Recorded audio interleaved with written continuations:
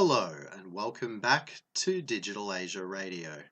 I'm your host, Angus Bailey, bringing you all the hit songs from my autoethnographic study. Now, an autoethnographic study is a story, and any story needs a beginning.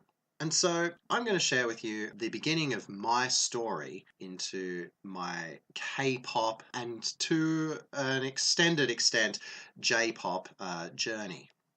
It all began for me in early 2012 when my brother first showed me the film clip to G by Girls' Generation. And this is a song I'll play for you later. Now, when I first watched G, I was immediately drawn in to the bright colours, the cheerful tone, the adorable choreography of the sort of synchronized dancing, and I also found the song sort of relentlessly, cheerfully catchy.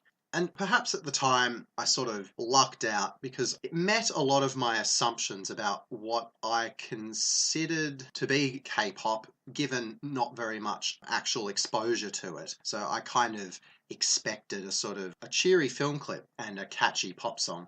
And it pretty much met all these expectations.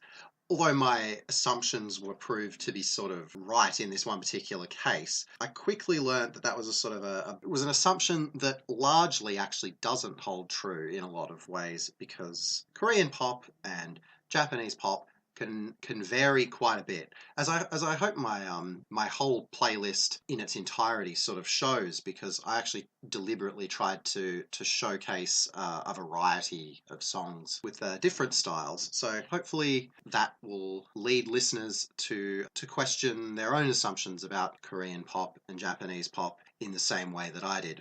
Now, this was only just the very tip of the iceberg. So thanks to sort of the related videos on YouTube, I just sort of decided to explore further with K-pop, and so I ended up checking out another Girls' Generation song that came out around the same time as G, called Run Devil Run. And as you can see from the film clip, because I'll play it for you later, the song is a much more sexually mature R&B style of song, and it actually utilizes what's known as a shuffle beat, which is actually, interestingly enough, it's quite uncommon in Korean pop and J-pop. It's actually quite popular in German techno. And a popular English example, English as in British, would be in the song Personal Jesus by Depeche Mode.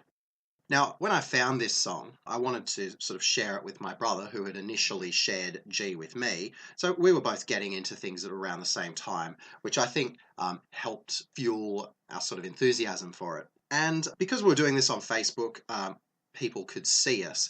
And an onlooker, in an attempt to sort of stop us having fun, tried to sort of point out to us that Run Devil Run was actually an American written and constructed song that was bought by the record company to which Girls' Generation assigned. And the song itself had actually been demoed by the US performer Kesha.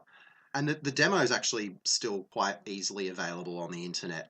So this kind of made me realize that I assumed that because I was listening to a song that was sung in a language I didn't understand, i.e. Korean, and that was being sung by Korean performers for a Korean audience largely, then my assumption was that this was a very sort of insular musical culture environment. And I assumed that it was sort of removed from outside influence. But this sort of experience with Run Devil Run served to sort of show how flawed that way of thinking is, as we're obviously all living in a world under the process of globalization in a number of interesting and complex ways. And so things are rarely ever as simple as Korean pop made in Korea by Koreans for Koreans. Things rarely ever work out that way.